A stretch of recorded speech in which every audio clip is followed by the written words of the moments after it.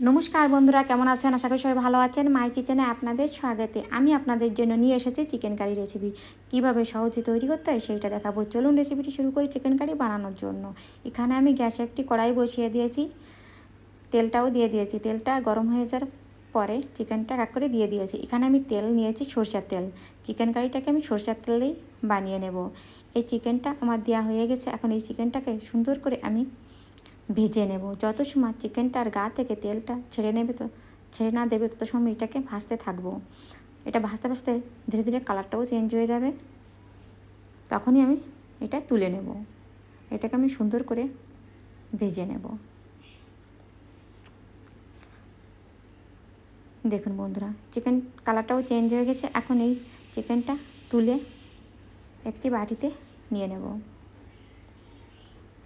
আর বাটিতে নেওয়া হয়ে গেছে। এখন এই চিকেনটাকে আমি ম্যারিনেট করে 5 মিনিটের জন্য রেখে দেব। আমি এখানে ম্যারিনেট করার জন্য টক দই নিয়েছি। এখানে আমি বড় সাইজের 2 চামচ টক দই নিয়েছি, 1 চামচ লাল লঙ্কা পাউডার কাশ্মীরি, আর আধা চামচ গরম মশলা। এগুলোকে সুন্দর করে চিকেনটার সঙ্গে মিশিয়ে রেখে দেবো 5 মিনিট। 5 মিনিট রাখলেই হয়ে যাবে, স্রেফ 5 মিনিট। আমার এটা মিশানো হয়ে গেছে, 5 মিনিটের জন্য রেখে দিয়েছি। আর এদিকে কড়াইতে যে তেলটা ছিল সেই তেলটায়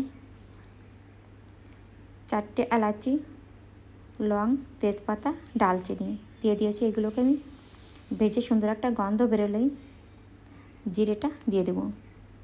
জিরে দিয়ে দিয়েছি। এখন এইগুলোকে আর একটু ভেজে আমি পেঁয়াজ কুচিটা কেটে রেখেছি, পেঁয়াজ কুচিটা দিয়ে দেবো। পেঁয়াজটাকে একদম কুচি কুচি করে আমি কেটে নিয়েছি, পেঁয়াজ কুচিটাকে দিয়ে দিয়েছি। এখন এইটাকে লাল লাল করে আমি ভেজে নেব।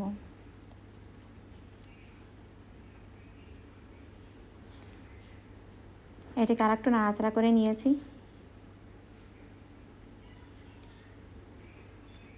এটা আমার ভাজা হয়ে গেছে।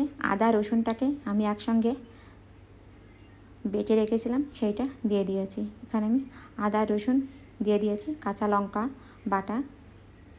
এখন এইগুলোকে আর একটু ভেজে নেব।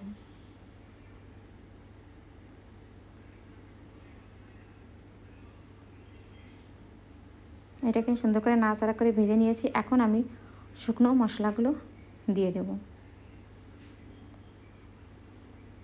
দেখুন কি সুন্দর একটা কালারও এসে গেছে। দেখুন বন্ধুরা,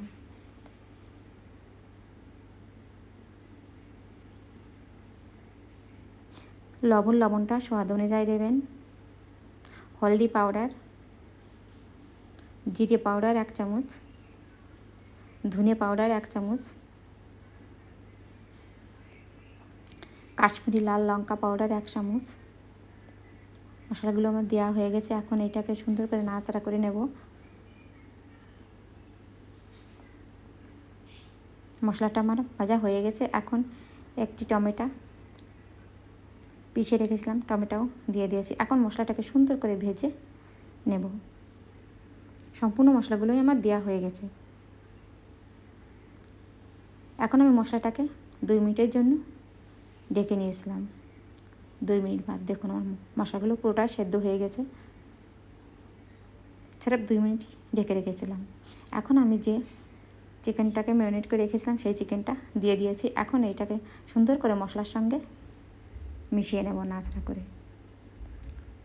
এখন চিকেনটাকে সুন্দর করে আমি কষিয়ে নেব। এভাবে নাড়াচাড়া করতে করতে সুন্দর একটা কালারও এসে যাবে। দেখুন বন্ধুরা, কত সুন্দর হয়েছে, দেখতেও সুন্দর লাগছে। দেখুন বন্ধুরা,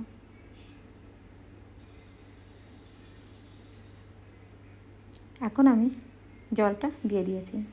অল্প পরিমাণে জল নিয়েছি, কারণ চিকেনটাকে আমি আগে থেকে ভেজে নিয়েছিলাম। এর জন্য আমি অল্প করে জল দিয়েই চিকেনটা বানিয়ে নেব। রেডি হয়ে গেছে। এখন এটাকে 5 মিনিটের জন্য লো ফ্লেমে রেখে দিয়েছিলাম। লো ফ্লেমেই আমি চিকেনটা বানিয়েছি। 5 মিনিট রেখে দেওয়ার পরে দেখুন চিকেনটার কালারও চেঞ্জ হয়ে গেছে। 1 চামচ চিনি দিয়েছি আর 1 চামচ গরম মশলা পাউডার।